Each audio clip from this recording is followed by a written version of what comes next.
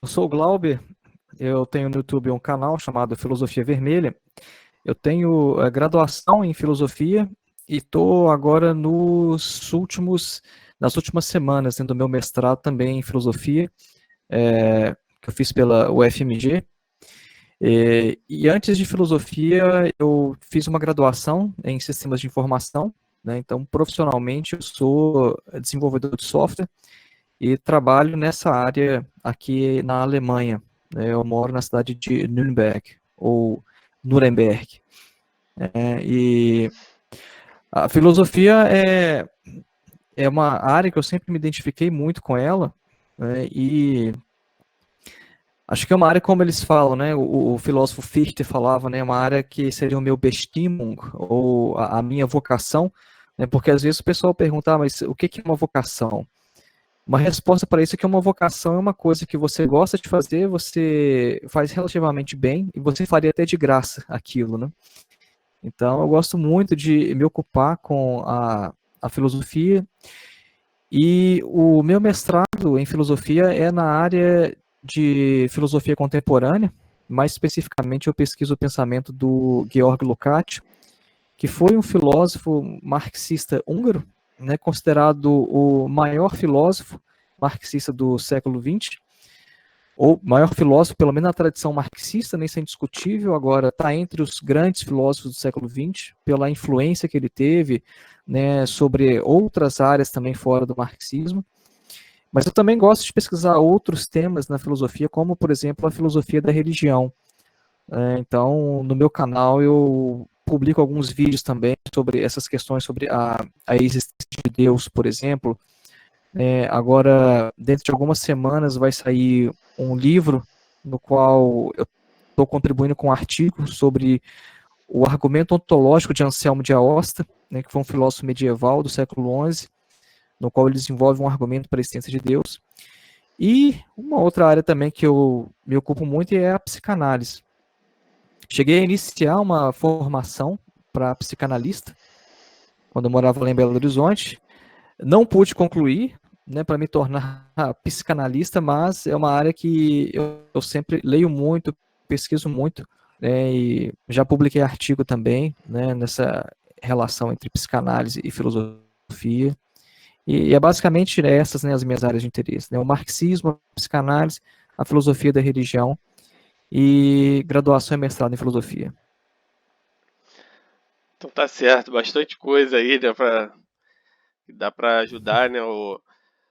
Tem lá no seu canal, tem bastante material também, né? É, eu queria saber assim de você, dentro dessa área, né, do marxismo, o que que você considera mais fundamental nessa área para as pessoas conhecerem, para poder entender melhor, né? Porque eu tenho muitos alunos que têm curiosidade e eu tenho dificuldade de indicar canais, por exemplo, no YouTube, porque parecem assim, parece que estão poucos, né? De se comparar com agora está proliferando uma série de canais aí políticos dentro dos conservadores, dentro de uma direita neoliberal, né? E uma direita liberal também é, esquizofrênica. Tem um monte de canais aí loucos, até de terraplanismo, né? Tem muita coisa aí. E tem dentro da esquerda, então a gente está vendo muita.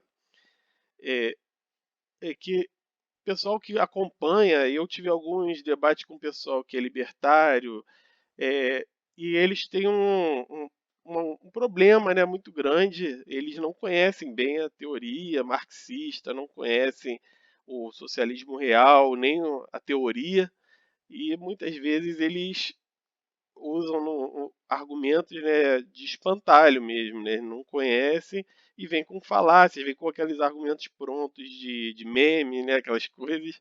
E aí isso dificulta muito para o jovem e tal que quer conhecer, que não sabe muita coisa. A gente tem a mídia, a mídia que a gente tem aberta ou mesmo uma mídia paga, não produz muito material sobre a esquerda, às vezes até sobre uma esquerda, é, como PT ainda tem alguma coisa, mas uma esquerda mais fundamentada no marxismo mesmo, numa teoria eh, um pouco mais profunda, né?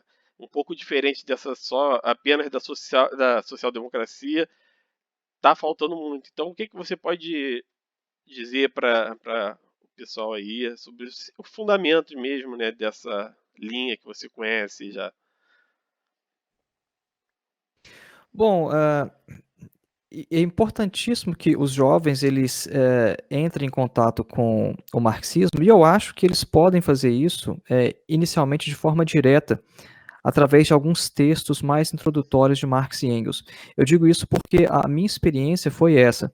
Quando eu estava no ensino médio, eu tinha uns 17 anos, já no final do ensino médio, uma professora um dia, ela abriu a bolsa dela, tirou de lá uma cópia, né, do Manifesto do Partido Comunista e me emprestou sem eu pedir. E foi aquilo ali que foi um ponto de viragem assim, na minha vida, porque, obviamente, com 17 anos e sem nenhuma leitura prévia, naquela época não tinha YouTube, não existia YouTube. E que ali devia ser os anos 2000, 2001. O YouTube foi fundado muitos anos depois, né? Não tinha essa coisa de internet. Então, eu não tinha acesso a esse tipo de informação que a gente hoje, com essa facilidade, e eu fiquei profundamente impressionado com o Manifesto do Partido Comunista. Então, eu acho que, inicialmente, os jovens eles são capazes de ter um contato direto com alguns textos, né, de Marx e Engels, principalmente porque a linguagem do manifesto é uma linguagem muito incendiária. Porque o livro, ele é de fato para ser isso mesmo. Ele é um manifesto. Ele não é um tratado filosófico, por exemplo. Ele não é um tratado de economia. Ele é um manifesto político. E é por isso que ele tem aquela linguagem, em alguns trechos, né, uma linguagem até apocalíptica, né, quando fala, por exemplo, das contradições que o capitalismo engendra e que vai levar ao seu colapso. Né, então você lê com a impressão de que em algum momento o capitalismo vai colapsar, vai acabar, né, e que você está próximo de alguma coisa grandiosa que vai estar acontecendo no mundo. Né? Então eu acho que isso chama muito a atenção do jovem. Agora, hoje tem também o fácil acesso à informação, e eu acho que o principal desafio hoje é saber garimpar isso, porque o acesso à informação, ele trouxe também, de maneira dialética, né, de forma contraditória, o acesso à desinformação e a ampliação da ignorância. Né? Então, ao mesmo tempo, como você falou aí, tem muitos canais de direita, né? Isso faz com que os jovens possam ter também acesso a muita desinformação sobre o pensamento marxista. Então, essa questão, né, como o Theodor Adorno gostava muito de colocar, né, ele utiliza uma dialética muito, por se dizer assim, raiz, né, hegeliana, que cada elemento já traz em si ali o seu contrário. Então, ao mesmo tempo que a gente está na era da informação, essa era da informação ela é, ao mesmo tempo, a era da desinformação. Agora, nos últimos anos, né, começaram a surgir alguns canais de esquerda, alguns deles marxistas, mas nós ainda somos poucos. Né, e fica aquela coisa, né, como está todo mundo começando, a gente não sabe muito bem para quem que está falando, a gente não sabe como adequar a linguagem, e isso é uma dificuldade que eu mesmo tenho. Né, às vezes a gente não sabe quem está assistindo, né, os vídeos que a gente grava, então a gente mais ou menos meio que não sabe, né, como é que a gente aborda o assunto, o grau de dificuldade que a gente aborda, né, a gente acha que às vezes está muito introdutório, muito básico, a gente quer avançar, mas aí avança demais, aí muita gente acaba não compreendendo, né, e tem esses percalços, mas é uma coisa que eu estou aprendendo com o canal e eu percebo que outros comunicadores também estão aprendendo. E eu acho que o jovem tem essa opção hoje de ter informação pela web, pela internet, que é um tipo de acesso que eu não tinha quando eu mesmo conheci as obras de Marx, quando eu era estudante ali do ensino médio, e que me impactou profundamente. É. E a gente está vivendo aí essa. Hoje agora atualmente estão falando muito em fake news, né? Mas pouco se fala da. Estão falando em notícias, né? Notícias falsas que estão sendo proliferadas aí, mas pouco estão falando dessa questão mais acadêmica, né? De doutrinária até, como que também estão divulgando é, de forma errada, né? Então, muita gente está colocando, pô, isso daqui, você é comunista, é isso, você quer o modelo você quer ir para Venezuela, vai para Venezuela, ou vai para Coreia do Norte. É, e quanto a esse tipo de situações, é, qual é o modelo que você considera um modelo atual existe algum modelo atual que esteja aplicando bem esse tipo de visão política e econômica marxista? Olha, hoje talvez o sistema que talvez mais se aproxime, talvez do que Marx pensasse como o socialismo, talvez seja o modelo que a gente tem em Cuba. A gente não pode falar muito sobre a Coreia do Norte porque é um país extremamente fechado, não chega muita informação para a gente sobre esse país. Eu acho então que é temerário a gente fazer observações sobre a Coreia do Norte. O filósofo Wittgenstein, ele termina um livro dele com a seguinte frase: sobre o que não se pode falar, deve-se calar. Eu acho que quem tem sensatez simplesmente se abstém de dar opiniões sobre a Coreia do Norte, né? Então, sempre que me pedem opiniões, eu falo sinceramente, eu não sei, porque a gente não tem muita informação. Por exemplo, eu gostaria muito de saber como é que é a questão da propriedade dos meios de produção na Coreia do Norte. Então, mas não tem como saber. Cuba, por outro lado, a gente tem um pouco mais de acesso, mais informação, é um país mais aberto. E a gente pode ter uma ideia melhor, né, de como que esse sistema que eles estão desenvolvendo em Cuba se difere do modo de produção capitalista. Agora, antes disso, é importante chamar atenção para o seguinte: o Marx, ele nunca desenvolveu uma teoria sobre o socialismo. Isso é muito importante falar, porque às vezes tem-se a ideia de que o Marx ele tenha desenvolvido um modelo de sociedade ideal na cabeça dele e que os marxistas ficam lutando na prática para implantar um sistema ideal no mundo. E isso não tem absolutamente nada a ver com o pensamento marxista. Marx ele tem uma obra gigantesca, né? Os volumes completos de Marx e Engels, elas já estão no volume 44, inclusive esses livros azuis aqui fazem parte da obra completa de Marx e Engels, no original em alemão. Eles são publicados aqui na Alemanha até hoje. E é uma obra gigantesca. Eles ainda estão publicando mais livros, tem mais material inédito que nunca foi publicado. E em nenhuma dessas obras você tem um livro em que Marx ele detalha como será uma sociedade socialista. Isso é importante a gente deixar bem claro, porque houve filósofos que fizeram isso. A gente pega Platão, por exemplo. O Platão ele escreveu um livro chamado A República, e nesse livro o Platão ele desenvolve um modelo de uma sociedade ideal.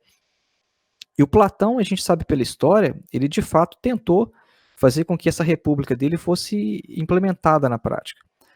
A gente tem muito tempo depois, muitos séculos depois, o Thomas More, ele escreveu um livro chamado A Utopia. É um livro muito interessante, no qual ele descreve como que uma sociedade deve se organizar. A gente teve depois um filósofo italiano chamado Tommaso de Campanella, escreveu um livro chamado A Cidade do Sol. Nesse livro ele descreve uma sociedade ideal também. Até o Francis Bacon, que é o pai da ciência moderna, também escreveu um livro chamado Da Nova Atlântida, onde ele descreve uma sociedade ideal baseada na ciência. E quando a gente chega no Marx, qual que é o livro dele em que ele descreve uma sociedade socialista? Como que a sociedade deve ser? Não tem esse livro. Porque o principal para Marx era a crítica do presente. Então Marx estava muito mais preocupado com o mundo de hoje do que em estabelecer as bases para o mundo futuro. O principal livro de Marx é O Capital. E seria de se esperar, então, né, para quem pensa que Marx é um teórico de uma sociedade futura, teórico de uma utopia, que o principal livro dele se chamasse O Socialismo, por exemplo. Então, por isso que, em relação a essa sua pergunta, é difícil a gente dizer assim, olha, qual sistema político mais se aproxima do marxismo? Porque o marxismo não fala quase nada sobre uma sociedade futura. O que o marxismo fala é, o capitalismo ele tem contradições, essas contradições elas são insolúveis nos quadros do próprio sistema, ou seja, o sistema não consegue resolver essas contradições por si só, e essas contradições elas apontam para uma sociedade futura que pode resolver, né, essas contradições, ou então a gente tem também a possibilidade de que o capitalismo ele faça com que a humanidade entre numa nova barbárie. Então, não está escrito nas estrelas, não está escrito na obra de Marx que, de fato, uma sociedade socialista ela vai vir depois do capitalismo, e eles também deram muitas poucas indicações de como essa sociedade deve ser. Agora, a gente pode comparar como Cuba é hoje, a gente pode comparar o modelo da União Soviética, da Alemanha Oriental Socialista, e ver como que eles superaram o capitalismo, analisar também os diferentes momentos, porque a União Soviética, ela durou, foi o quê? Foi 80 anos, praticamente, né? Um pouco mais de 80 anos. Então, houve várias transformações, várias mudanças, tem que saber analisar a União Soviética de que ano a que ano. Como é que era a União Soviética sobre Stalin? Como é que era a União Soviética depois de Stalin? Quais foram as diferenças? Porque às vezes o pessoal também, para simplificar a discussão, simplesmente joga as informações e fala assim, não, o socialismo é isso. O socialismo na União Soviética foi desse jeito. Mas teve diferenças, né? Porque 80 anos é muito tempo. Né? Teve vários governantes ali à frente, a mesma coisa com os países que tiveram experiências socialistas aqui no pós-guerra, aqui na Europa. Então, muito depende, né? Então, assim, a sua pergunta, qual país mais se aproxima do sistema proposto por Marx?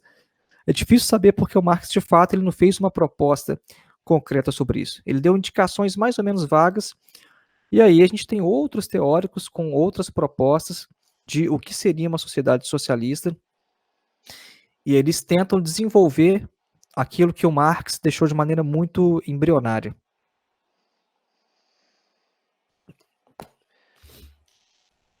É,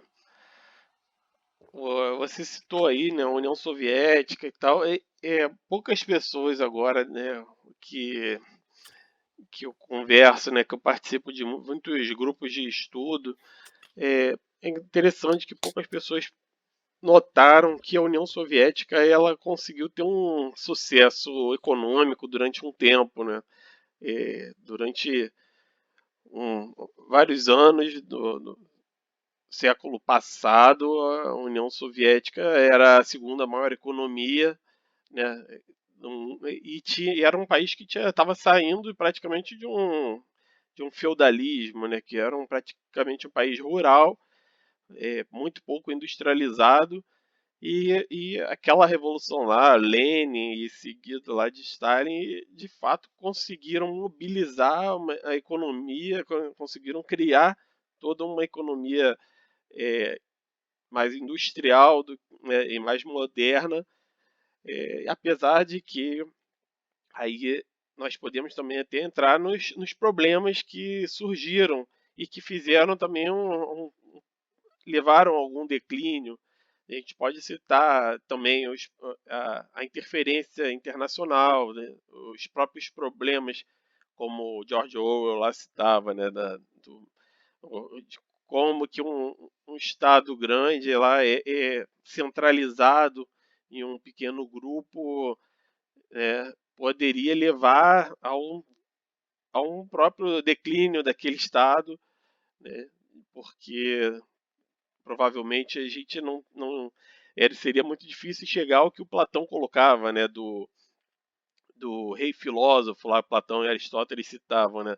Como é que a gente chega a alguns líderes melhores, né? É bem difícil. E normalmente quando você é uma ditadura, da forma que as ditaduras surgiram no Ocidente, no Oriente, né, em todo o século passado, é muito difícil você dizer que os ditadores que entraram no poder eram melhores, né, seriam um tipo de aristocracia lá, né, ou como é que eles seriam intelectualmente superiores.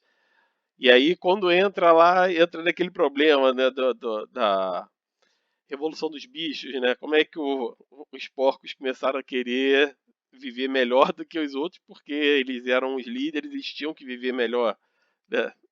Aí citando mais uma vez o George Orwell, né? Naquele Man of Farm, né? O Revolução dos Bichos, né? Acho que é esse o nome em português, não lembro bem. E É é, isso é mesmo. isso mesmo. E, e aí seria interessante a gente analisar um pouco. É claro que é assim, é um problema é, muito grande para a nossa mente, nossa inteligência, que tem limite, né? A economia, no geral, se você analisar bem, você vai ter lá as ideias do Marx, né? Que são muitas, como você citou, e inclusive muitas delas já mudaram bastante. Se o Marx estivesse vivo hoje, provavelmente ele ia ter escrito muitas coisas diferentes, e até atualizado muita coisa, porque ele viveu lá num período que a Revolução Industrial ainda estava uma economia que ainda não tinha chegado, né, nesse período atual em que o setor de serviços é o principal motor da economia, né? Nem mais a indústria. Mesmo em países que estão se industrializando muito rapidamente, como a China, o setor de serviços já está se tornando o setor principal da economia, mesmo com todo o esforço do governo chinês para primeiro industrializar e depois crescer a economia interna, né? É, então, assim, seria interessante você colocar um, o, como que você vê essa questão, né, do modelo do socialismo real. Como é que a gente vai sair da teoria para um mundo que seja um pouco melhor? Você consideraria a social-democracia um sistema bom ou seria um sistema falho? Você consideraria um modelo, como você já citou, o cubano, um sistema bom? Ou em que precisaria mudar esse sistema? Você Aí já é uma coisa bem teórica, né? Assim, não é uma questão exatamente. é, Talvez assim, você ainda não tenha todas essas respostas, mas para um caminho, assim, qual seria o caminho que você vê, na sua opinião, para essa nossa, talvez seja esquerda, ou talvez você dê um outro nome, mas qual seria um caminho que você considera interessante para a gente trilhar? Ou você acha também que, porque também tem gente que defende que, na verdade, é, teria que deixar o capitalismo continuar até ele se implodir, né? Até ele gerar tantas contradições que ia acabar um sistema se tornando inviável, só que aí ninguém sabe exatamente o que aconteceria, né? Então, assim, são questões bem difíceis, mas eu acho importante ouvir a opinião de alguém que estuda bastante essa área, né? Porque eu acho importante. Por exemplo, alguns jovens libertários que eu já conversei, eles consideram, por exemplo, a questão da ética como sendo mais importante do que é, a mudança, né, da sociedade, do que uma sociedade mais igualitária, e só que eles não, a maioria dessas pessoas desse grupo não estão estão preocupados em como fazer isso. Simplesmente estão falando o seguinte: a ética você já deve ter ouvido, né, um grupo falando que imposto é roubo. Então, imposto, se eu não roubo, pronto, não precisaria você ter proposta nenhuma, não precisaria pensar se um futuro seria viável ou não. Até o próprio sistema que eles consideram, né, hoje o grupo anarcocapitalista considera esse sistema de ética seria a única coisa importante para eles, né? Eles não ficariam, eles não estão muito preocupados em como que as coisas iriam acontecer. Queria ouvir a sua opinião aí sobre isso. Quando a gente fala sobre o sistema na União Soviética, a gente tem que perguntar se a vida melhorou lá e para quem que a vida melhorou após a Revolução. E esse que é o ponto mais importante. Porque se a gente for perguntar para um burguês que vivia ali no período da Revolução Russa e que foi desapropriado, ele vai ter uma visão completamente diferente sobre os eventos. Agora, se a gente perguntar para o povo pobre, a gente vai ter outra resposta. Então, a primeira questão é, não existe objetividade nesse assunto. Mesmo porque os ricos, eles consideram que o mundo atual é o melhor mundo possível. Porque, veja, ser rico no mundo capitalista é uma coisa muito boa.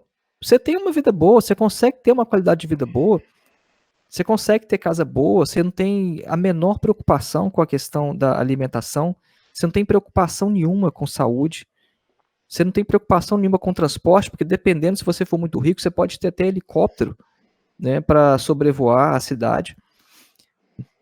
Então, esses problemas, né, que a maioria da população tem, você consegue evitar com muito dinheiro.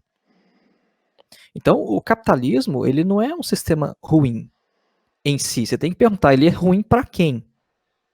Né? Então, esse é o primeiro lugar, essa é a questão da perspectiva. Né? A gente tem acompanhado com muita preocupação os relatórios da Oxfam, mostrando sobre o aumento vertiginoso da concentração de renda no mundo na última década. Então, a gente sabe que 1% da população tem mais de 50% da riqueza do planeta. Então, o pessoal falou muito, né, sobre os 99% contra esses 1%.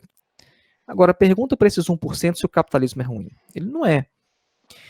E o que a classe dominante ela faz é que, pelo fato dela ser numericamente muito pequena, porque os ricaços eles são uma meia dúzia no mundo, eles precisam convencer grande parcela da população que o mundo atual é o melhor mundo possível. E eles fazem isso através da chamada ideologia. O que no marxismo se chama ideologia não é aquele sentido comum da palavra como se fosse um conjunto de ideias e tal. Ideologia significa, no ponto de vista marxista, uma falsa consciência. Uma consciência que visa justificar o mundo presente, que visa escamotear como são as relações sociais de fato, para manter as coisas como estão. Então é isso que a classe dominante faz. A classe dominante ela tem que procurar convencer todo mundo que o capitalismo é o melhor mundo possível. E ela consegue fazer isso. E faz parte, então, dessa tarefa dela também falar que não existe alternativa. Que não adianta tentar. E nisso aí entra a questão de demonizar a União Soviética, a Alemanha Oriental Socialista e todas as tentativas que já foram feitas e que são feitas de propor uma alternativa ao modo de produção capitalista. Mas a gente tem que começar a desfazer a cortina de fumaça perguntando sobre a perspectiva de quem está analisando. Se a gente vai analisar a perspectiva dos cerca de 900 milhões que passam fome no mundo hoje, ou a perspectiva dos ricaços que não têm preocupação nenhuma com a alimentação e que vivem muito bem. Esse é o primeiro ponto. Agora, a gente poderia falar muita coisa sobre a União Soviética, mostrar a diferença entre a União Soviética na virada do século XIX para XX, né, e os progressos que ela trouxe. Né, porque a União Soviética passou ali por uma guerra civil violenta, depois da guerra, ali no início dos anos de 1920, O país foi cercado, teve uma fuga, né, da pequena burguesia, das camadas médias. O país foi invadido por várias potências estrangeiras. Com muito custo foi se desenvolvendo. A revolução que eles esperavam que fosse acontecer no resto da Europa não aconteceu, então a União Soviética ficou isolada. Depois teve a Segunda Guerra Mundial. A União Soviética, estima-se que ela tenha perdido até 27 milhões de pessoas. O país teve que se reconstruir sozinho, não teve plano Marshall, como a Europa teve, né, porque o plano Marshall foi uma grande ajuda para país, os países da Europa se reconstruírem. Passou por todas essas dificuldades. E na década de 60, a União Soviética estava enviando a humanidade ao espaço sideral. Como é que você consegue fazer, num espaço de mais ou menos ali 4, 5 décadas, um progresso tão tremendo? Um progresso que o próprio capitalismo jamais conseguiu fazer em nenhum outro canto. Né? Então a gente tem que ter essas coisas em perspectiva. Agora, a gente pode, de uma maneira mais direta, para encurtar também a resposta e não falar muito, a gente pode perguntar então para as pessoas que moravam nos países socialistas, qual que é a percepção que eles têm entre o período soviético e entre o período capitalista. Perguntar principalmente para aqueles que viveram ali naquele período de 89, 90, 91, que teve a queda do socialismo na União Soviética e no leste europeu. Então, tem uma pesquisa que foi feita no ano de 1986, e essa pesquisa ela foi feita nos Estados Unidos, né, ela foi feita pelo professor Howard Weizsäcker, né, que foi professor de Medicina e de Ciências Sociais, e Shirley Seresto, da professora emérita de Sociologia na Cal State Long Beach. Essa pesquisa, na época, fez uma comparação sobre as condições de vida dos países socialistas que existiam na época. Veja, porque ainda é 86, não tinha caído o bloco socialista ainda na Europa, né? E os países capitalistas, mas vejam bem, a comparação foi feita entre países de mesmo porte econômico. É importante comparar isso, porque muitas vezes, o que o pessoal faz, né? Os reacionários, o pessoal que despolitiza a questão, eles querem comparar Cuba com os Estados Unidos. Aí, meu amigo, não dá. Não dá, porque a gente está lidando com países de portes completamente diferentes, né? Com histórias de colonização completamente diferentes também. Não dá para você comparar Cuba com os Estados Unidos, não dá para você comparar Cuba com a Alemanha. O que faz sentido é você comparar Cuba com o Haiti. Aí sim, porque são países próximos, países vizinhos, que têm mais ou menos a mesma condição econômica, e aí sim a gente pode fazer essa comparação. Né? Então esse estudo de 86, ele comparou os países capitalistas e socialistas de mesmo porte econômico, e o que ele descobriu é que a qualidade de vida nos países socialistas era muito melhor do que nos países capitalistas de mesmo porte. Eu não sei se aqui tem como a gente compartilhar o link, mas eu posso compartilhar isso, inclusive está no jornal Los Angeles Times.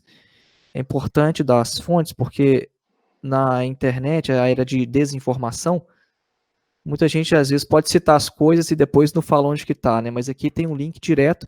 Depois eu coloco o link, ele lá você me passa. Ela pode ser lida no jornal Los Angeles Times em inglês. Né, a matéria de 7 de junho de 86. Agora, tem uma outra pesquisa também que foi feita em relação à Alemanha socialista. Essa notícia foi publicada pelo jornal Der Spiegel no ano de 2009. E essa pesquisa mostra que a maioria dos alemães orientais sente que a vida era melhor na Alemanha socialista. Então, aqui na Alemanha tem uma palavra que chama Ostalgie. Né? Ostalgie, eles fazem um jogo de palavras com o termo Nostalgie, que em alemão é nostalgia. E Ost, em alemão, é o Oriente, é o leste, né? Então eles falam Ostalgie como se fosse uma nostalgia do leste. Isso é uma coisa muito forte aqui ainda. A reintegração aqui na Alemanha, ela não aconteceu de forma plena ainda, né? Os alemães, eles se estranham até hoje. Saiu uma reportagem recente aqui mostrando que 50% aproximadamente dos alemães acham que ainda há muito mais diferenças do que semelhanças entre os alemães orientais e os ocidentais, né? E o que a gente percebe aqui é que essa nostalgia também não é só pela uma questão de um saudosismo do passado, é por certas condições de vida que não tem mais hoje, uma certa segurança do padrão de vida que foi-se embora, né? Então, por exemplo, aqui na Alemanha é muito difícil você conseguir colocar a sua criança numa escolinha em tempo integral. Eu mesmo, por exemplo, eu não consegui colocar meus filhos em escola em tempo integral porque não tem vaga. Você até consegue, mas tem que entrar numa fila e ficar esperando. Agora, do lado leste, onde era a Alemanha socialista, tem um número muito maior de creches. E por quê? Justamente porque lá era socialista, lá tinha uma outra política em relação às mulheres, a questão da libertação das mulheres, em relação à educação das crianças. Então, até hoje, no lado leste da Alemanha, você tem um número muito maior de creches do que aqui no lado ocidental, né? Então, a gente ainda percebe essas diferenças. Então, esses dois estudos que eu mencionei, eles mostram isso, né? Um mostra, por dados científicos, um artigo científico mostra que a vida no socialismo era melhor quando você compara países de mesmo porte econômico, e a percepção dos alemães é que a vida no socialismo era melhor para eles também. Agora, o que a gente ouve falar na mídia sobre essa questão? A gente vê muito filme mostrando que tinha um serviço secreto, né, na Alemanha Oriental, aquele filme famoso, A Vida dos Outros, né, que mostra o cara lá ouvindo a conversa de todo mundo, e o pessoal acha que o que havia aqui era isso o tempo todo, mas se você for conversar com um alemão oriental, ele fala, não, não era bem assim. Porque, na verdade, todo país tem serviço secreto. Que país que não tem serviço secreto? E agora o próprio capitalismo atual chegou a um estado quase daquele Big Brother, né? É, porque se você falar qualquer coisa, esses dias eu falei perto do telefone, eu falei, eu tô querendo viajar lá para Santa Catarina, vou lá no Hopi Hari levar meu filho. No dia seguinte, tava recebendo no Facebook, né, aqueles propaganda, né? Ah, Hopi Hari, passagem e tal. E isso, assim, acontece o tempo inteiro. Qualquer coisa que você fala no dia seguinte, já na mesma hora, às vezes, está aparecendo ali a propaganda com aquilo, né? Então, parece que a gente hoje está muito mais próximo dessa ideia aí do que lá, né? Não, isso lembra também aquele livro 1984 do George Orwell, É o que do lá tinha Orwell. a teletela, né? Então a teletela ficava na parede e não só você via ela, mas ela também te via. Então hoje é isso, seu smartphone é como se fosse uma teletela, ele está te ouvindo, né? Como foi seu caso, ele ouve o que você fala e toma ações baseadas no que você está falando. Sim. E não tem nem como desativar, né? Inclusive os Estados Unidos estão utilizando isso, até o pessoal que é terrorista já viu que não pode ficar filmando os locais porque eles conseguem pegar tudo, né? Tá filmando, tá falando alguma coisa perto do telefone, não pode. Então, a gente talvez o capitalismo esteja chegando mais próximo desse Big Brother lá do George Orwell lá do que o É comunismo. do que os países socialistas tinham condições tecnológicas de fazer. Eles nem tinham condição de fazer isso tudo como o capitalismo faz hoje. Mas o que a gente ouve falar é justamente isso, que havia só a repressão, o serviço secreto te vigiando o tempo todo, né, e exageram, né, vários aspectos, porque de fato, por exemplo, um país ele tem serviço secreto, claro, os Estados Unidos sempre teve a CIA, né, a União Soviética teve a KGB, mas não se fala tanto do que a CIA fez, como se fala do que a KGB teve que fazer também. Então, essas coisas existem, é normal que os países tenham um serviço secreto. Agora, recentemente eu vi um documentário aqui na Alemanha falando sobre essa questão e eles estavam entrevistando, né, os alemães e perguntaram para eles, né, e a questão do serviço secreto, como que era, né, a Stasi, como era chamada, né? E o pessoal falou, não, mas não era assim. Não tinha ninguém que ficava te observando o dia todo. Tinha um serviço secreto porque tinha polícia mesmo, tinha serviço secreto porque tem que ter. Agora, isso não existe da forma como eles falam hoje. Então, a percepção dos alemães em relação à Stasi, ao serviço secreto, não é esse que nos é passado aqui no Ocidente. Né? A coisa não era exatamente assim. Existia. Mas agora, a coisa ela é muito amplificada, ela é muito exagerada. Ela é levada às últimas consequências e chega às raias da ficção. Como é, na verdade, a obra do George Orwell, né, que é 1984, que fez uma obra de ficção criticando vários aspectos e o pessoal faz uma leitura como se aquilo estivesse descrevendo o socialismo. Mas, na verdade, numa análise crítica, 1984 ele descreve muito mais, muito melhor ao serviço de espionagem no capitalismo do que, de fato, acontecia, né, no socialismo. Então, são essas questões, né? A gente tem que sempre olhar da questão do ponto de vista, porque não existe uma questão de objetividade do ponto de vista político. A política ela não pode ser considerada como uma ciência da natureza, né? Que você pode lançar um olhar objetivo, descobrir leis, como, por exemplo, Thomas Hobbes queria fazer. Né? Thomas Hobbes, extremamente influenciado pelas ciências da época dele, ele achava que poderia tornar a política alguma coisa mais ou menos nesse sentido, né? Só que Aristóteles, lá na antiguidade grega, ele já tinha falado que não é possível, não é todo assunto que comporta, né, o mesmo nível de certeza. A gente, quando lida com matemática, tem um certo nível de certeza, de objetividade, que não está presente quando você vai falar sobre ética ou política.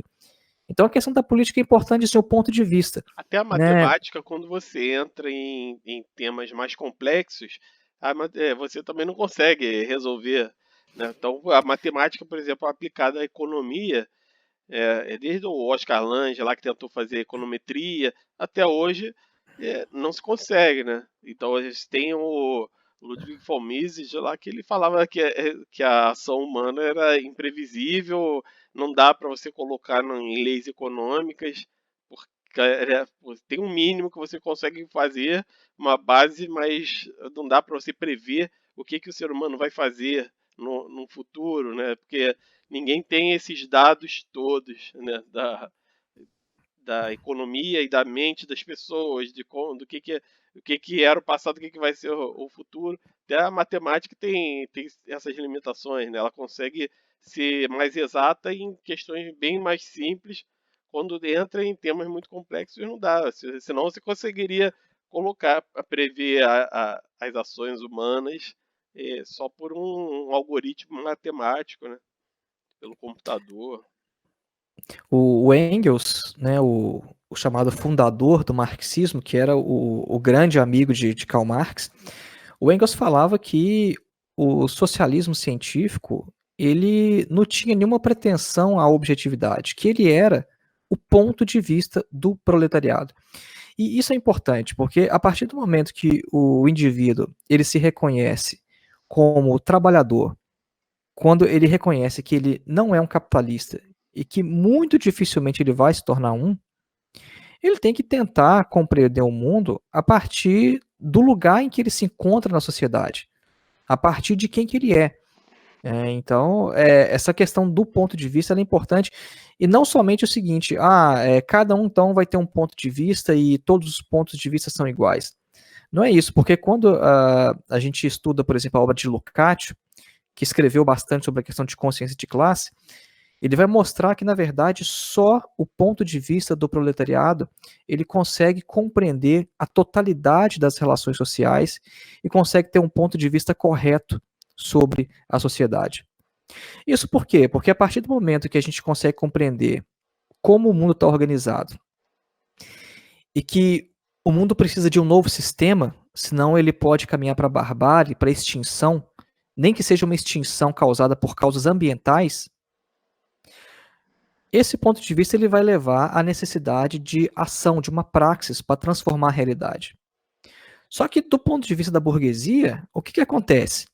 Ela consegue até dizer, fala assim, a gente tem alguns problemas no mundo e tal, só que quando ela começa a perceber que o capitalismo não é capaz de dar soluções aos problemas que ele mesmo criou, a visão da burguesia, ela como que se escurece, se enuvia. E ela não consegue ver mais o que aponta para além da sociedade na qual ela domina. É claro, porque ela não vai querer mudar de sociedade sendo que ela tem a melhor vida possível nessa sociedade capitalista. Então, por exemplo, a questão ambiental hoje é muito forte. O capitalismo é um sistema que precisa produzir incessantemente, que precisa renovar seus meios de produção, desenvolver a tecnologia sem parar. Precisa produzir o tempo todo. Agora, de onde que a gente tira a matéria-prima para produzir? A gente tira da natureza. A natureza é infinita? Não. O capitalismo só pode levar ao colapso ambiental. Não tem como levar isso a outra coisa. É Né? interessante você entrar nisso que esses já são alguns problemas que o Marx não entrou, né, na época que ele estava escrevendo, né? Então já são problemas do capitalismo mais atual, né? O Marx, na verdade, como isso não era um problema candente na época dele, não era uma coisa que dava para perceber com muita clareza, ele não desenvolveu muito sobre o assunto. Mas é claro que na obra de Marx e Engels existem alguns pontos onde eles mencionam, né, a agressão do capitalismo ao meio ambiente. Né? Isso de fato é mencionado. Agora, claro que se eles vivessem hoje, como a situação é muito mais grave, a coisa está muito mais aguda, isso mereceria uma atenção muito maior por parte deles. Agora, do ponto de vista de onde eles estavam, né, eles falaram do que era mais visível, do que estava mais relevante, só que como eles eram, de certa forma, cientistas, eles conseguiram tocar em alguns pontos que se tornaram visíveis só muito tempo depois, como em relação às crises, por exemplo, a questão da concentração de renda, e a questão ecológica também foi uma delas. Então, a gente não tem obras específicas dele falando sobre isso, mas de fato eles chegaram a tocar no assunto porque eles perceberam, né, que o capitalismo era um sistema agressor, Ah, né, um então, assim, sistema que. pegando esse gancho aí, é bem interessante essas questões que são questões que não foram tão elaboradas na época, e para a gente ver que dá para ter um progresso, né, em teorizar questões novas, questões que só apareceram posteriormente ao Marx e ao Engels e tal. Eu acho bem interessante isso, porque eu ainda vejo, estudei um pouco com pessoas que eram marxistas, mas que elas viam aquilo quase que de uma forma assim, quase que religiosa, né? Que não podia sair daquilo. E tem problemas que só surgiram depois, né? Só se tornaram evidentes depois. Você, por exemplo, o que você acha da questão do. Você falou da devastação da natureza, da exploração da natureza. E o que você acha do questão de direitos animais, por exemplo? Essa é uma questão que eu não estudei isso em Marx, eu não sei se Marx, em algum momento da sua obra, ele fala isso, né? Porque a gente sabe que, eu mencionei hoje já, as obras de Marx são em 44 volumes, né? Então, ele escreveu muita coisa, publicava muito artigo em jornal, tem muito manuscrito que ele nunca chegou a publicar, né? Que depois de sua morte foram catalogadas, reunidas e publicadas. Sobre a questão dos animais, eu realmente não sei. Eu não saberia dizer se o marxismo tem alguma posição em relação a isso. Mas Até você porque acha. não é uma perspectiva assim, na filosofia não é muito comum. O Schopenhauer fala alguma coisa sobre isso, Não, com mas não é. certeza são questões que estão sendo. Hoje nós temos lá o Peter Singer, né? É, tem vários autores atualmente falando sobre esse tema, né?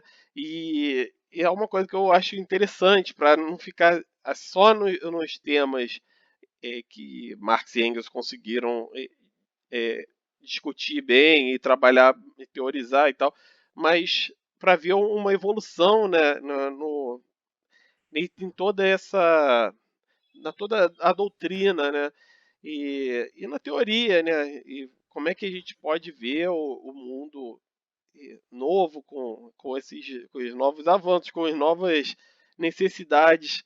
Então, assim, essa questão, por exemplo, ambiental, inclusive direitos dos naturais, direitos dos animais e tudo está sendo uma questão bastante discutida. Ainda o capitalismo parece que não trata isso muito. Você vê o Donald Trump e o Bolsonaro, os caras querem devastar tudo, não estão nem aí, eles querem é que a economia cresça, então não se importam também com como animais estão sofrendo, não importa, eles querem é ter pastos para poder ter mais produção, né, pecuarista. Então, como é que a gente, na sua visão, isso daí seria um tema importante para uma sociedade que buscasse um socialismo, comunismo, e que visse o ser humano como um ser semelhante a outros animais, né? É um animal político, mas ele teria talvez até uma. O ser humano talvez deveria ter até uma responsabilidade, né? Quanto aos outros animais, porque É, em, está no topo da cadeia, né? em relação a esses temas, né, que Marx e Engels não desenvolveram de maneira mais elaborada, vale uma observação do filósofo Georg Lukács, que o mais importante deixado por Marx e Engels é o método. Ele faz a seguinte observação, né, o Lukács: mesmo que as análises que Marx tenha feito sobre o capitalismo, por exemplo, mesmo que todas estivessem erradas, mesmo assim a obra dele ainda é relevante por causa do método que ele legou. Então, o mais importante é compreender o método do marxismo, compreender o chamado materialismo histórico, e a partir disso a gente elaborar reflexões sobre o nosso tempo presente. Porque, na verdade, foi isso que o Marx fez. Ele tinha um senso de realismo muito grande, que ele herdou de Hegel, né? Hegel era um cara que evitava falar qualquer coisa sobre o futuro. O Marx herdou isso dele. O Hegel, de certa forma, ele chega ao ponto de ser até reacionário, né? Porque o Hegel analisa toda a história, vem passando por toda a história, pelos séculos, e quando o Hegel chega no tempo presente, ele absolutiza, né, o momento presente, né, de modo que como se aquilo fosse a estação final da história, né? Ou seja, o Lukács até observa que o Hegel ele deixa de ser dialético quando ele chega no tempo presente, né? E o Marx ele herdou esse senso forte de realismo do Hegel, e é por isso que o Marx, como a gente já falou hoje no início, ele evita fazer previsões e dizer como que uma sociedade futura deve ser, né? Ou seja, a questão do Marx é a crítica do presente. E se o nosso presente hoje ele coloca para a gente a questão ambiental e a questão dos direitos animais, é nosso dever como marxistas refletir sobre isso com o método que foi legado por Marx. Então, a questão não é que o Marx não falou, porque o marxismo ele não acabou com Marx, ele começou com Marx. O marxismo começou com Karl Marx, ele continua sendo desenvolvido até hoje, porque a realidade ela é dinâmica, a realidade ela continua se desenvolvendo, e os novos teóricos marxistas que surgem, eles têm esse dever, né, que é colocado pelo próprio método do marxismo, de analisar o seu tempo presente. Então, de fato, há muitos autores que estão trabalhando com essa questão, né, da proteção ao meio ambiente, né? Tem autores que falam muito hoje sobre a questão do ecossocialismo, e a questão dos direitos dos animais vai ser a mesma coisa. Infelizmente, não é uma coisa que eu ainda tive tempo de ler, né? Porque a gente tem um tempo tão limitado para ler, a gente às vezes tem que fazer escolhas, e às vezes a gente acaba não tendo tempo de ler tudo que a gente precisaria. Sim. Mas eu sei que tem gente que está pensando, que está falando sobre esses temas mais especificamente. Eu acho interessante entrar nessas questões porque, assim, já existem alguns canais explicando, o seu canal, por exemplo, o canal lá do Jones Manuel, vários canais falando sobre ó, materialismo histórico, marxismo, explicando um pouco da teoria. E assim, eu gosto de entrar em alguns outros temas que não estão sendo muito falados, né? E alguns temas também polêmicos quanto a essa questão, né? Mas teve uma coisa que quando você estava falando sobre o saudosismo lá da Alemanha Oriental, eu estava lembrando que há pouco tempo teve o jogador de futebol, né? O Petkovic, Sim. ele foi jogador do Flamengo, né? Jogou no Ele meu Galo também, jogou, né? Ah, jogou no Atlético. foi engraçado. Eu não sei se você viu essa passagem. Os caras criticaram lá o regime, né, que tinha lá, socialista que eles tinham lá. E aí ele entrou ali fez ali o contraditório ali, falou que ele, mas é ruim para quem? Ele falou exatamente isso que você comentou, né? O cara falou, é, matou tantas pessoas, fez não sei o que, fez não sei o que lá, e ele, mas quem que contou isso aí, né? Ele como morou lá, a visão Aham. dele é diferente né? E ele não tem interesse político lá, ele mora no Brasil e tudo. Então, ver que o que ele falou foi realmente a visão dele mesmo, né? Pô, quem é que contou isso aí, né? É importante, né? Ver quem está contando a história é algo bem importante para saber um pouco sobre o que a pessoa está falando, né? Saber quem ela é. É nesse sentido. No meu canal tem um vídeo, por exemplo, sobre. É um review de um livro que chama Life and Terror in Stalin's Russia, né, Vida e Terror na Rússia de Stalin, e ele analisa ali no período de 1930, que é onde dizem que houve a maior repressão, né, no período soviético. E esse autor ele vai mostrar o seguinte: olha, não havia terror nenhum na União Soviética, e na verdade o governo não tinha nem necessidade de fazer nenhum terror. Aí esse vídeo é um vídeo, eu acho que tem quase meia hora, que eu explico mais calmamente sobre os principais pontos, mas é um livro que eu também recomendo porque ele vai mostrar o seguinte: olha, havia uma luta política e em alguns círculos muito específicos havia problemas e havia pessoas que deviam se preocupar, porque a gente pega ali, era o período do pré-guerra ali, né? Então, por exemplo, os nazistas se infiltraram com sucesso na França. E por isso que eles conseguiram tomar a França de maneira tão fácil. E havia espiões nazistas, havia complôs, e esse historiador, que na verdade é um historiador estadunidense, e não é marxista, que eu acho mais interessante, né? Ele vai mostrar o seguinte: olha, a União Soviética tinha complôs reais, essas coisas estavam acontecendo, e dentro de alguns grupos políticos havia realmente motivo para preocupação, né? Porque o governo ele estava ali sabendo que a guerra estava chegando e ele tinha que tomar as medidas que no pós-guerra a gente depois entende que foram corretas tomar. Agora, e a ampla maioria da população? Ele mostra no livro que a ampla maioria da população não vivia sob terror nenhum. Não tinha terror para o cara ali da fábrica, né, para a mulher trabalhadora da indústria têxtil, para os estudantes. Esses não viviam sob terror nenhum. É o ponto de vista do Petkovic.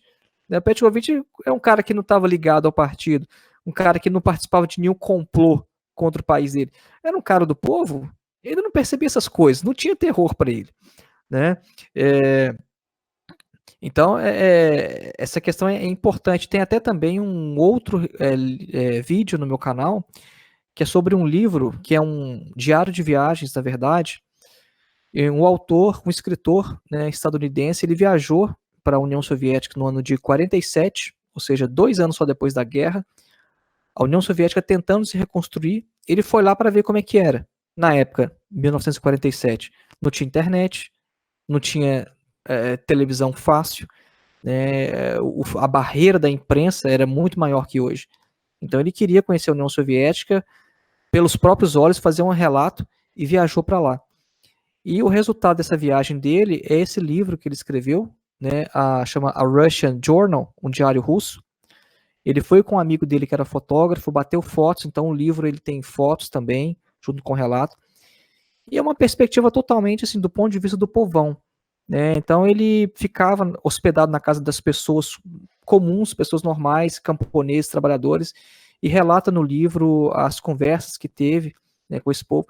No meio do povo, o que você percebia lá na União Soviética era um incrível apoio ao Stalin, ao sistema socialista no país, e ninguém tinha medo de absolutamente nada. Então a questão é essa perspectiva do medo, dentro da perseguição. Isso é a perspectiva de quem? Quem É tinha tipo em medo? Cuba, né? O pessoal que vai para Cuba, normalmente quando pergunta para um morador de lá, muitos moradores de lá gostam muito né, do modelo, né? É muito bom para eles, né? Isso foi até o que aquilo que você chegou a comentar lá no início. Agora sim, eu queria saber também de você, para você comentasse um pouco de esses problemas do capitalismo atual, que você acha que não foram levantados, né, por Marx e Engels. Tem algum problema atual? Eu acho que as principais contradições do capitalismo, elas foram apontadas por Marx e Engels, algumas em maiores detalhes e outras de uma maneira mais embrionária. Mas o principal, por exemplo, é a questão da concentração de renda, né? A cada nova pesquisa que é realizada pela Oxfam, a gente percebe que a concentração de renda no mundo ela só aumenta e, inclusive, os principais ideólogos da burguesia e até os mais ricos do planeta, eles mostram grande preocupação em relação à instabilidade social que a concentração de renda ela pode causar. Então, isso é uma das características, né, que Marx e Engels apontaram e que a realidade ela só confirma, né?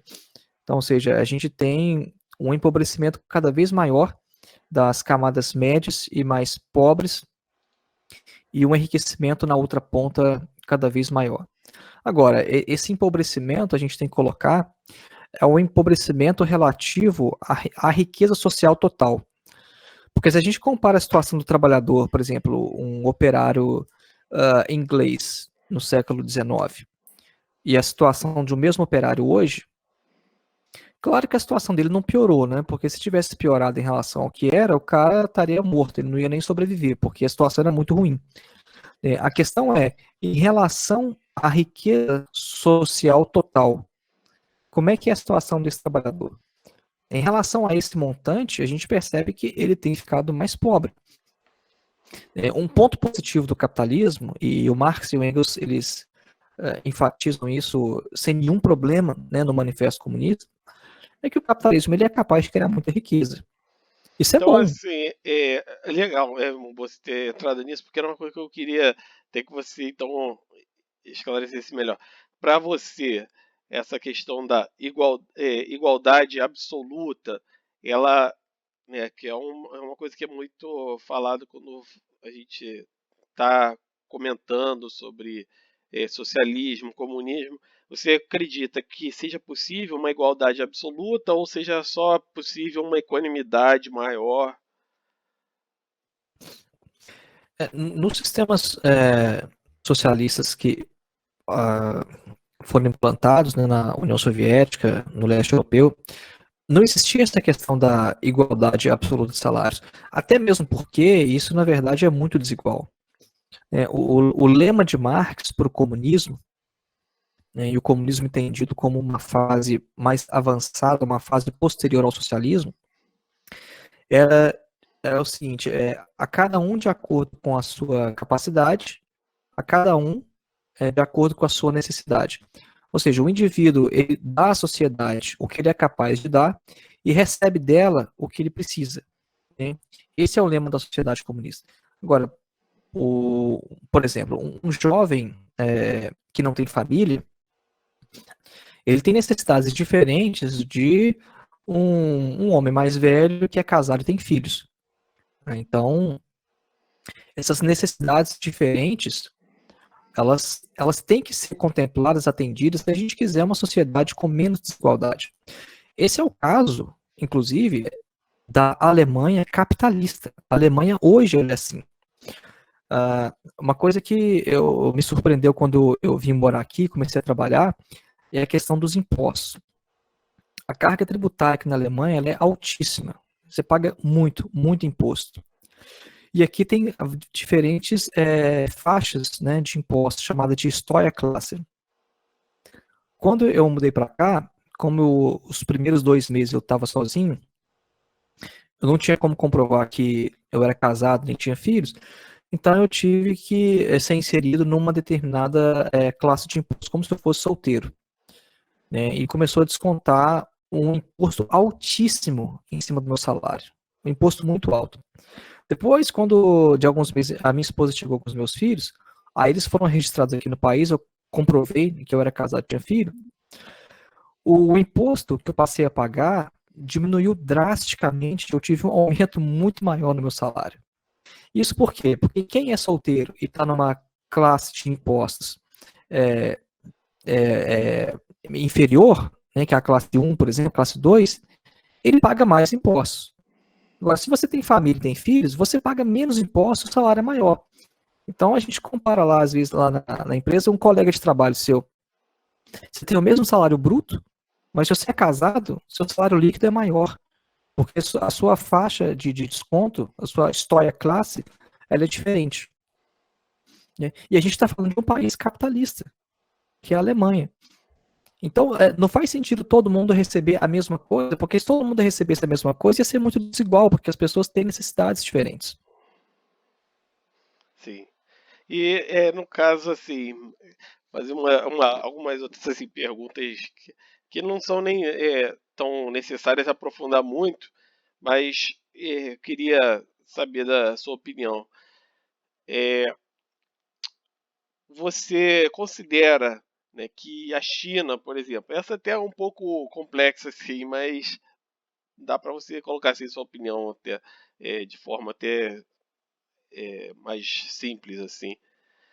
Você considera que a China ela tenha condições de se tornar, ela está para um caminho para se tornar comunista numa visão não só de comunismo no nome lá, né, mas se tornar realmente comunista, ou ela tá num caminho para se tornar mais capitalista, ou uma terceira via lá, que seria um capitalismo de Estado, uma social-democracia?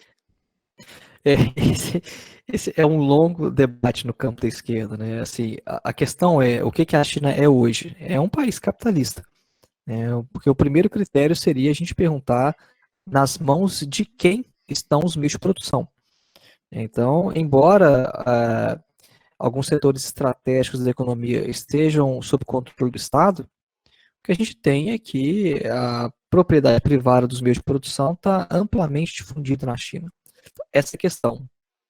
Agora, tem gente que argumenta que o próprio Lenin, no início da União Soviética, ele fez a NEP, a nova política econômica, porque ele viu que a Rússia era atrasada e precisava desenvolver mais as forças produtivas, e ele deu um passo atrás para poder avançar mais depois.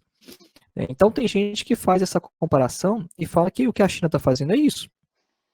Ela está tentando desenvolver mais as forças produtivas porque você precisa de uma sociedade altamente desenvolvida antes de você avançar para o socialismo, né? Porque o socialismo ele pressupõe um alto grau de desenvolvimento das forças produtivas, né? Pelo menos era assim que o Marx inicialmente pensava, né? Você desenvolve as forças produtivas, você tem que ter um amplo desenvolvimento tecnológico e com isso aí você tem as bases para uma sociedade de fato comunista. É Então interessante tem que um período do Marx ele acreditava que a revolução se daria e seria bem sucedida na Inglaterra, não é? que era o país capitalista mais desenvolvido, né? Ele inicialmente ele esperava que acontecesse uma coisa mais ou menos nesse sentido, né? Que tem um pouco a ver com isso que você colocou, né? Uma outra questão assim, social-democracia ou comunismo para você? A social-democracia ela é uma, de certa forma, uma maneira, né, de combinar alguns aspectos do capitalismo com aspectos do socialismo, né? Então, a social-democracia, por exemplo, ela foi responsável por uns avanços importantes, né, para a questão das condições de vida e trabalho, né, dos trabalhadores aqui na Europa, principalmente. Agora, a questão é que a social-democracia, ela não é um modo de produção. Então, a gente não pode comparar social-democracia com o socialismo, porque são coisas diferentes. Né? A social-democracia seria uma coisa mais no aspecto político, enquanto que o socialismo seria uma maneira de você organizar um modo de produção.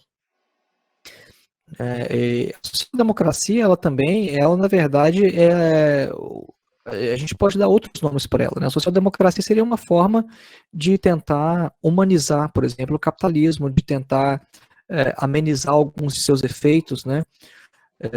Só que ela não é capaz, por exemplo, de frear as principais contradições. Por exemplo, a social-democracia não consegue evitar uma crise do capital, porque isso é uma coisa econômica que você não resolve com política. As crises do capitalismo, elas são inevitáveis e elas emanam da própria natureza do sistema.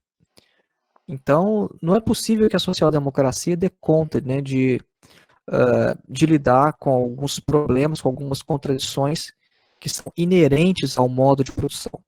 Porque não são problemas políticos, são problemas econômicos. Né?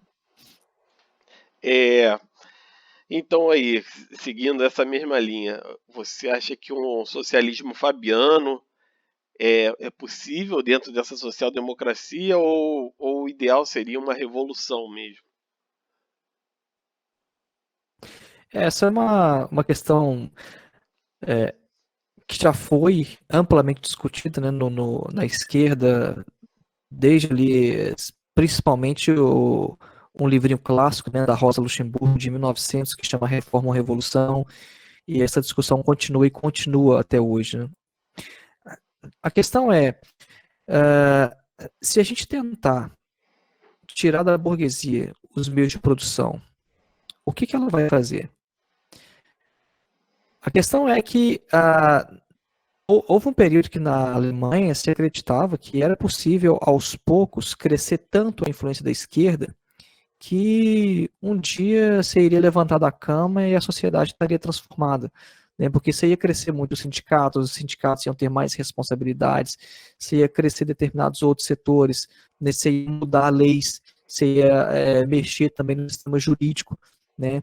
E com essas pequenas transformações ali, você ia crescendo, crescendo, crescendo, e um dia você iria transformar a sociedade em socialista. Então tem esse livro da Rosa Luxemburgo, que chama Reforma e Revolução, onde ela vai abordar alguns desses pontos, né, da discussão e vai mostrar o seguinte, olha, não tem como você fazer uma transformação dessa. Por exemplo, a questão do aspecto jurídico. Não tem como a gente mexer na legislação e achar que a gente pode acabar, por exemplo, com a exploração, porque a exploração capitalista ela não é regulada por nenhuma lei. Não é igual no feudalismo. No feudalismo, sim, você tinha uma regulação jurídica para o seu papel social. No capitalismo, não existe lei. Existe lei para, às vezes, tentar, por exemplo, conter alguns excessos. Por isso você tem legislação trabalhista. Agora, ninguém te obriga a trabalhar. Você trabalha porque senão você morre de fome. Né? Então, não tem como você eliminar a exploração capitalista através de leis. Os sindicatos, por exemplo, se acreditava que os sindicatos, se fossem crescendo, eles acabariam tomando o controle da produção e acabaria formando empresas sob propriedade dos trabalhadores. A Rosa Luxemburgo aponta, olha, sindicato é uma organização de defesa. O sindicato existe para se defender e nada mais. E ela vai explicando, né, esses diversos outros aspectos. Agora, nós tivemos tentativa, né, de uma transição pacífica ao socialismo na América Latina com o Salvador Allende. E foi uma experiência muito instrutiva, porque o que aconteceu com a tentativa, né, de transição ou de superação do capitalismo por vias pacíficas? Foi o martírio do Salvador Allende. Ele morreu com aquele ataque horrível, né, dos aviões atacando o palácio, né, do governo, e com a instauração de uma ditadura sangrenta, né, do Pinochet, que durou muito tempo, né, lá no Chile, e que tem reflexos graves até hoje.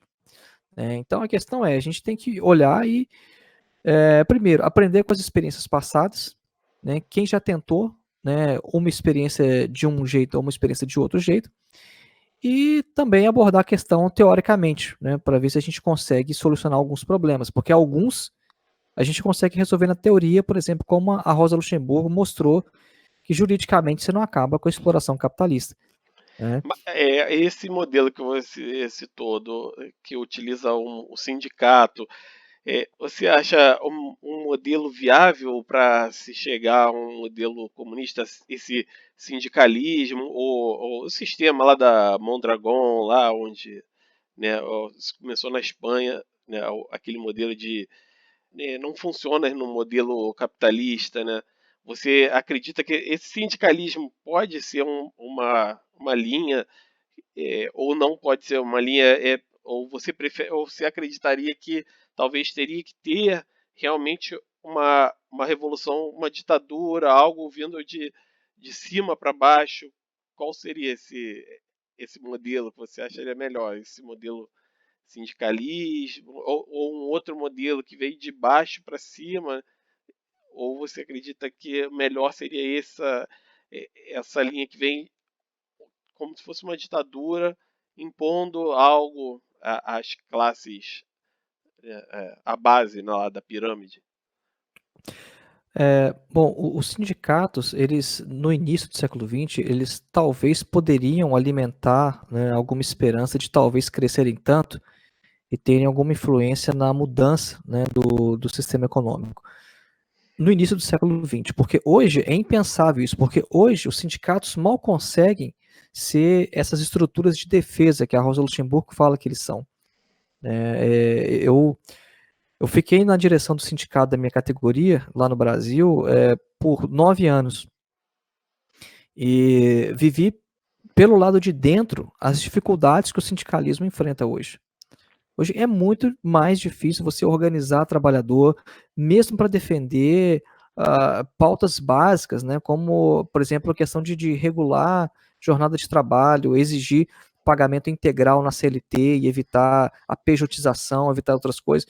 É muito difícil. Então, hoje, pelo grau de desorganização do movimento sindical, eu acho que é impensável você talvez conseguir isso. Agora, abordando só do ponto de vista teórico, os sindicatos não dão conta de fazer isso, porque o lugar deles no capitalismo sempre foi enquanto estruturas de defesa. Agora, Cooperativas também, você acha que seria uma forma boa também de se direcionar a mudança desse sistema econômico? a questão é como que as cooperativas vão competir com o grande capital?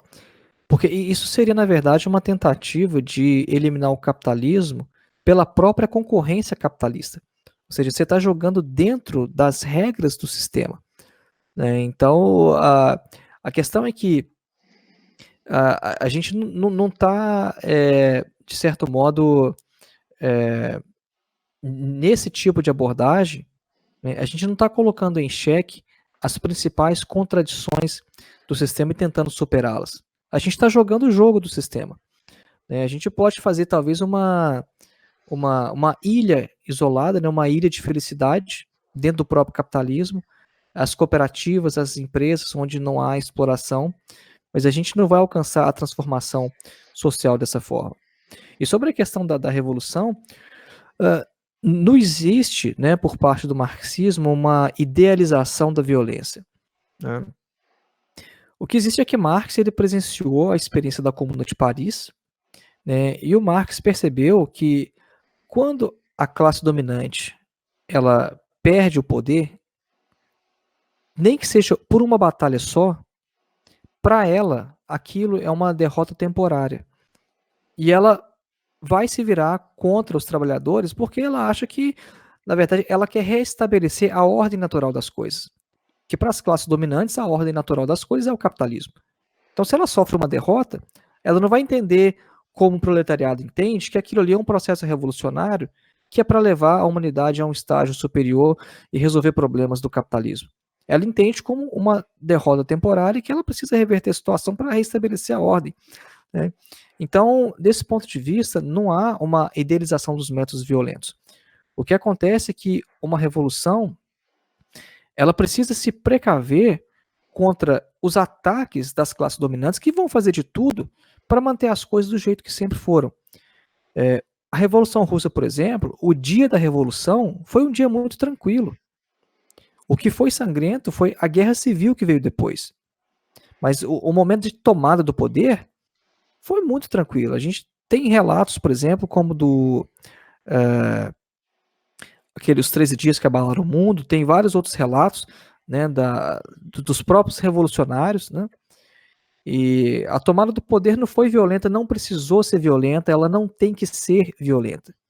Agora, a questão é, uma revolução tem que ser feita com o povo. Ela também não pode ser feita por um grupo que se acha um grupo que tem que agir no lugar do proletariado, no lugar do povo. Né? Esse que consiste o erro. Isso foi uma coisa que o Lenin criticava muito, chamava blanquismo, né? Que era um grupo do Augusto Blanc, da Revolução Francesa, que tinha essa característica, né, de agir como um grupo pequeno, quase como uma seita, e agir no lugar do povo. Lenin fala, não pode agir no lugar do povo, a gente age com o povo. O que é o partido na concepção do Lenin?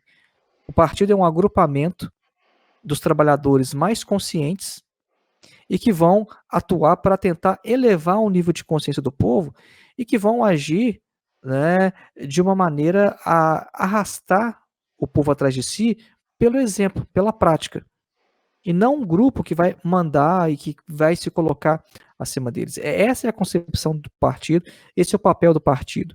Atuar mais numa questão de desenvolvimento de consciência. Inclusive, depois da Revolução, Lenin falava, o partido ele continua com seu papel de ser um destacamento avançado de vanguarda, né, dos trabalhadores, e esses trabalhadores mais avançados, mais conscientes, que são parte dessa organização chamada partido, eles têm o dever de chamar os seus colegas, os seus outros trabalhadores e elevar o seu nível de consciência para desenvolver, levar adiante, né, o processo revolucionário. Então, essa que é a questão da revolução. Ela não tem que ser violenta. Agora, se você não tiver armado, né, o que vai acontecer com uma revolução? O que aconteceu com Salvador Allende? A questão é essa. Agora, é interessante que quando você as cooperativas, né? Nós temos lá o caso da Mondragon, lá na Espanha, que é uma cooperativa que está tendo um sucesso econômico grande. Você citou que não acha que seria viável, que essas cooperativas não conseguiriam superar o sistema capitalista, né? E aí eu entendo, pelo que você falou, que você considera que o sistema capitalista, o modelo de empresa capitalista seria ainda superior é, um pouco em funcionamento e em capacidade de gerar lucro dessas empresas. Não sei se é exatamente essa a sua opinião, mas para mim, quando eu comecei um trabalho, né, que eu tenho um livro chamado Comunismo Empresarial de Mercado. Quando eu comecei esse trabalho, eu estava um pouco nessa crise, assim, como é que a gente chega nesse modelo onde tem uma equanimidade maior, acaba com o poder da elite burguesa econômica de dela, o poder que ela tem atualmente, né, de manipular todo o sistema, seja o sistema político, seja o sistema econômico, né? E como é que a gente faz isso? E aí eu vi que, na minha opinião, já naquele momento eu pensei assim, a gente precisa de uma forma, como você falou, que seja capaz de superar isso para ocorrer essa mudança de forma pacífica. Como é que a gente faria isso? Seria uma forma de superação do modelo de empresa capitalista. Então, assim, no livro eu peguei é, a fonte, eu peguei os ideais comunistas e vi que um modelo capitalista ele tinha como as teorias liberais elas poderiam ser aplicadas num modelo visão do comunismo. De que forma isso aconteceria? Se a gente conseguisse de alguma forma ter empresas comunistas, né, empresas talvez como hoje chamam de empresas estatais, só que com algumas alterações, né, empresas estatais acabam muitas vezes sendo menos efetivas do que uma empresa capitalista, porque ela tem, por exemplo, a ingerência política, né? Chega lá, entra um político como Bolsonaro, o cara vai querer privatizar e aí ele vai fazer de tudo para prejudicar aquela empresa para poder justificar que vai privatizar. Outra situação é que a ingerência política mesmo, o próprio presidente ou governador, ou seja lá quem for, vai querer indicar pessoas, normalmente acontece isso, né? Ele não indica pessoas com capacidade técnica, ele indica por pessoas pela afinidade ou porque está ganhando alguma coisa. Como a gente viu aí nas notícias que saíram agora, aqui no problema no Rio de Janeiro da SEDAI, né? Que está trazendo uma água de péssima qualidade, e aí foram indicar um cara para fazer para liderar lá a empresa que fiscaliza tudo isso, e aí na sabatina lá dos deputados viram que o cara não sabia nada. Perguntaram qual era o último livro que ele tinha lido da área, e o cara falou que tinha lido Sun Tzu. Não, assim, que é a arte da guerra, né? Porque não tem nada a ver. E o cara foi assim péssimo em todas as respostas, não poderia ser pior. Então, assim, a empresa estatal brasileira tem esses problemas. Vários outros problemas que são citados, né? Os problemas burocráticos, os problemas de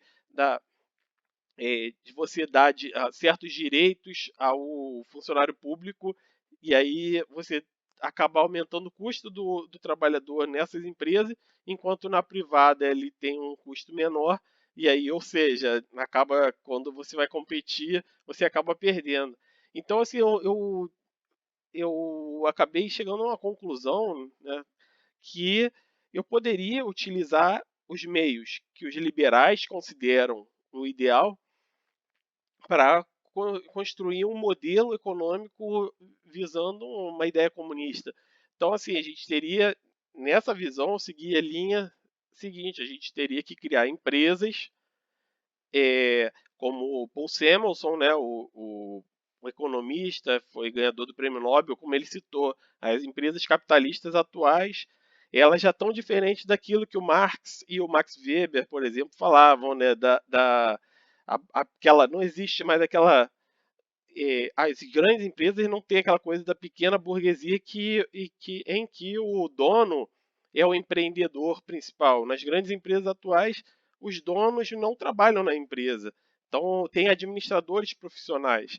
Então, o que, que acontece? Se a gente colocar essas empresas num modelo similar a capitalista, que é totalmente possível fazer isso, a gente faz isso, e só que o lucro, a empresa capitalista distribui o lucro para o dono.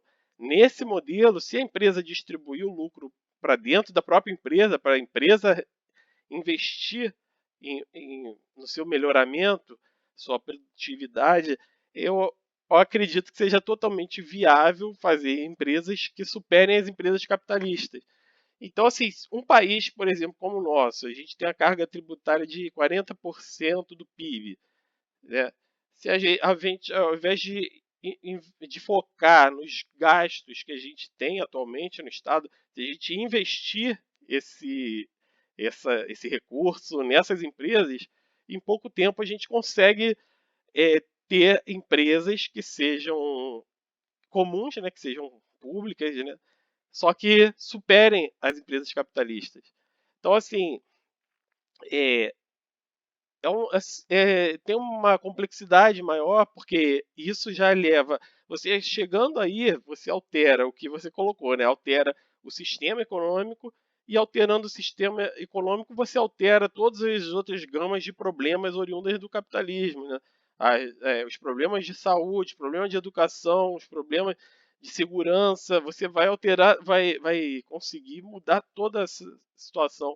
Então, assim, nessa ideia, a minha visão era chegar ao comunismo por meio do mercado, né? Superando as empresas capitalistas que estão no mercado. É, assim, eu já vi algumas ideias sobre cooperativas e tal, mas que elas iam esbarrar nisso, nessa competitividade com a empresa capitalista. Então, assim, por isso eu chamei esse modelo de comunismo empresarial de mercado, porque seria uma forma de chegar a um comunismo por meio de empresas no mercado. É, e assim, essa foi, eu estou investindo assim tempo nisso, né, para continuar fazer o próximo livro, fazer a continuação. Mas eu queria saber assim de você, porque essa é uma ideia assim que eu estou buscando soluções inovadoras, né? E o que você acha que tem de outras soluções também possíveis, né, para se chegar a um comunismo, né? Se você É, é, pode falar. eu já cheguei a ver a capa desse livro, eu não sabia que você era o autor, né? É, o que eu já vi mais ou menos parecido, né? Então, aí talvez você poderia me dizer o que se aproxima ou não. É um cara muito importante na história do pensamento socialista, que é o Robert Owen. O Robert Owen, ele tinha essa ideia de criar empresas, né, organizadas de uma determinada maneira que fossem como experimentos científicos. A ideia do Robert Owen era tentar convencer o resto da sociedade que a melhor forma de se organizar uma empresa era da forma que ele fazia. E o que era interessante é que as empresas do Robert Owen, elas tinham uma condição muito melhor do que as outras empresas da época em relação à questão de salários dos trabalhadores, em relação à questão do tratamento dado às mulheres e vários outros aspectos, né? Então era uma questão mais ou menos nesse sentido, E mas é tudo uma isso questão, aumenta a produtividade, né? sim, não, com certeza, né? Se os trabalhadores tiverem melhores condições, isso é o que você comentou, né? Por exemplo, essa questão de que hoje os donos da empresa contratam administradores profissionais.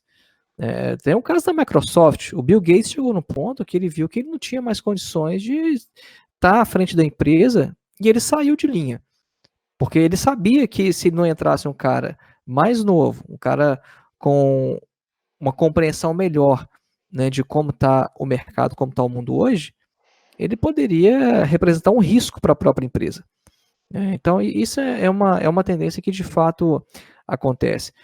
E o Robert Owen ele tinha essa ideia, né, de através do exemplo, né, como um modelo, uma experiência científica, né, você tentar convencer o restante da sociedade que aquele é o melhor modelo. Agora, sem dúvida que eu acho que esse tipo de modelo ela cumpre um papel muito importante. Eu acho que do ponto de vista dos trabalhadores, isso não vai ter nenhuma resistência. É óbvio que os trabalhadores vão olhar para uma empresa que paga um funcionário melhor, que oferece creche em tempo integral para que as mulheres possam trabalhar e não precisem ficar em casa. É claro que elas vão achar que isso é uma situação muito melhor do que as empresas que não oferecem isso. Agora, o problema é, mais uma vez, é o burguês. Será que o burguês vai querer abrir mão do, de suas próprias empresas, querer abrir mão, né, de toda a sua riqueza, abrir mão dos meios de produção que ou ele conquistou ou ele, na maioria dos casos, herdou da família, justamente pelo bem social? A maior resistência é o burguês, é o banqueiro, esse 1% que concentra mais de 50% da riqueza do mundo em suas mãos. Esse é o nosso problema. Porque convencer os trabalhadores não é lá grandes coisas, porque o que o trabalhador quer é viver bem. Ele quer viver em segurança e quer viver bem. Ele quer, por exemplo, dormir sem a preocupação de que se amanhã ele vai ter emprego ou não.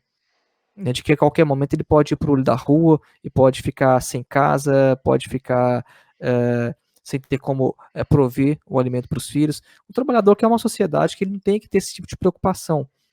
Então, Agora sim, a ideia, assim, basicamente era é, criar um modelo em que isso pode ser possível aplicar mesmo numa democracia sem você precisar é, estatizar, por exemplo, as empresas. Você pode vencer essas outras empresas pela concorrência, sendo uma empresa mais produtiva que elas. Não sei se você concorda que isso seja possível. não, isso é totalmente possível. Inclusive, a ideia de Marx em relação ao comunismo era que não haveria Estado, absolutamente, né? Então, uma das poucas coisas que ele arriscou dizer sobre o socialismo, sobre o comunismo, é que é uma sociedade autogerida pelos trabalhadores. Então, nesse aspecto, né, não há nenhum problema em relação ao ponto de vista marxista. A questão é que o pessoal fala muito sobre o Estado no marxismo, é que o Estado ele é um momento necessário para fazer a transição entre o capitalismo e o socialismo. Mas não é uma instituição que é essencial, né, ao comunismo. Na verdade, o Engels, né, ele fala que a ideia é que o Estado ele desapareça, ele naturalmente desapareça no comunismo, porque não vai ter necessidade de Estado. A questão é a autogestão dos trabalhadores. O socialismo ele é basicamente isso, né? Os trabalhadores gerindo a produção. Sim, sim, é bem interessante, assim, inclusive eu tenho no final do livro tem uma proposta de como ir reduzindo o Estado, né, à medida que você consegue ter a população instruída, já tendo salários maiores, a própria população pode escolher onde ela quer estudar, onde ela quer ter um plano de saúde que seja.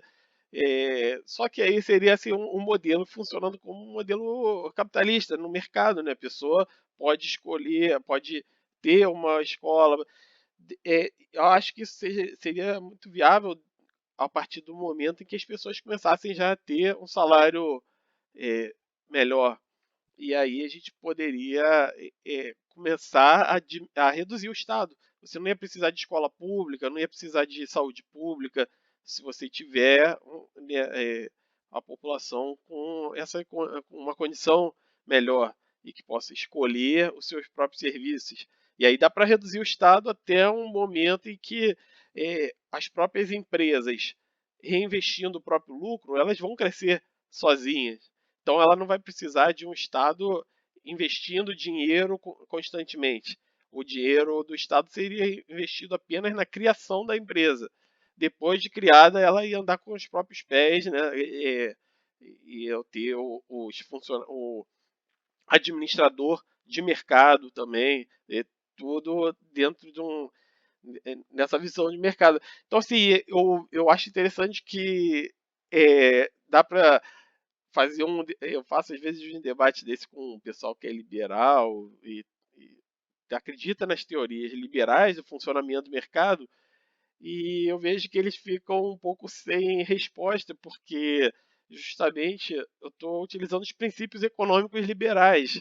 Então, eu não estou dizendo que os princípios econômicos liberais eh, sejam errados. De fato, funciona para crescimento econômico, né? Mas aplicando um pouco alguns ajustes ali, dá para você é, ter o crescimento econômico e ter ao mesmo tempo uma economia muito mais justa e ter o resgate até da meritocracia, que aí você pode dar salários maiores para quem trabalha. Agora, aí é uma questão interessante, porque o capitalismo atual ele está perdendo a meritocracia. Muitas vezes, o que acontece de verdade é o dono da empresa, ele não trabalha nas empresas, às vezes o cara é dono de 100 empresas. Ou ele não tá, ele nunca pisou na maioria das empresas. E o cara é herdeiro. Então, cadê o mérito dele, né? Em ser herdeiro, que mérito é esse? É nascer, né? Nascer rico, esse é o mérito dele, não tem mérito aí. E já o cara que está trabalhando, está estudando, que é o cara que tá...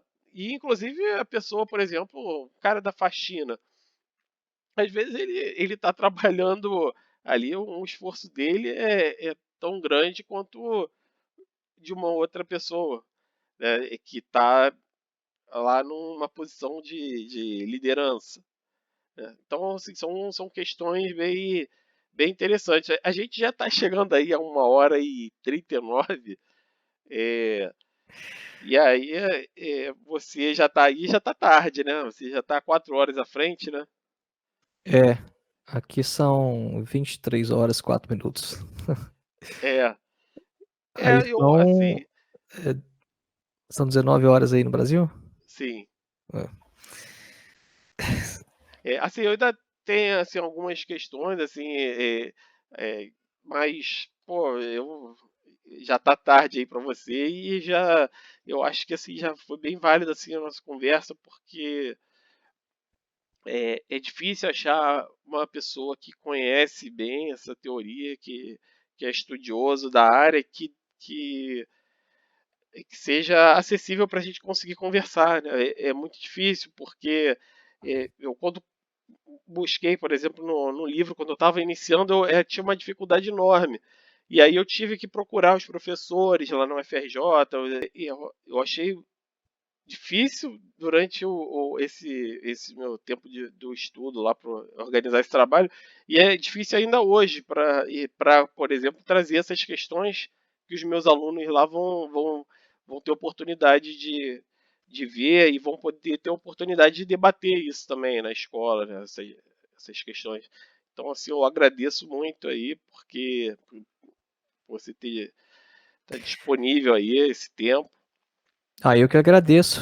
É, muito obrigado por ter dado espaço, por ter feito o convite, né? O tempo passou até muito rápido, foi uma conversa muito agradável, né? Muito aberta, muito franca, né? E fico muito grato, né, de ter sido convidado e estar aí participando com você.